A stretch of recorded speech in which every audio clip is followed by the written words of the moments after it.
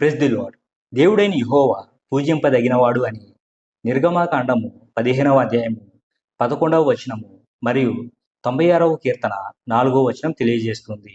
111వ కీర్తన 9వ వచనంలో Holi and reverend is his name అని వ్రాయబడింది. అనగా ఆయన నామము పరిశుద్ధమైనది, పూజింపదగినది అని. బబులోను రాజైన నెబుకద్నెజరు షద్రకు, మెషేకు, అబేద్నెగోల దేవుడైన యెహోవాయే పూజార్హుడు అని దేవుని అద్భుత కార్యాన్ని కనులారా చూసి సాక్ష్యమిచ్చాడు. దేవుడైన యెహోవాయే పూజార్హుడు, పూజింపబడటానికి యోగ్యుడు అని వాక్యం స్పష్టంగా తెలియజేస్తుంది. తూర్పు దేశ జ్ఞానులు యెరూషలేమునకు వెళ్ళి, యూదుల రాజుగా పుట్టినవాడెక్కడున్నాడు? తూర్పు దిక్కున ఆయన నక్షత్రాన్ని మేము చూచి ఆయనను పూజించటానికి వచ్చాము అని చెప్పారు.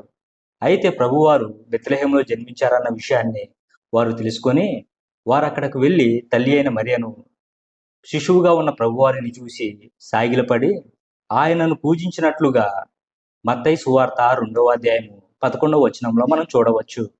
వారాయనకు బంగారము, బోలము, సామ్రాణిలను కానుకగా సమర్పించారు. బంగారము ఆయన పుట్టుకకు, రాజరికానికి సూచికగా ఉన్నది. బోలము ఆయన మరణానికి సూచికగా ఉన్నది. సామ్రాణి ఆయన పరిశుద్ధ జీవితానికి సూచికగా ఉన్నది. ప్రభు అయిన యేసుక్రీస్తు వారు దేవుడు గనుకనే తూర్పు దేశ జ్ఞానులు ఆయనను పూజించారు. పూజింపబడుతున్న దేవుడు సమస్త మానవాళి పాప పరిహార్థ బలిగా ఈ లోకంలో శరీరధారిగా జన్మించాడు.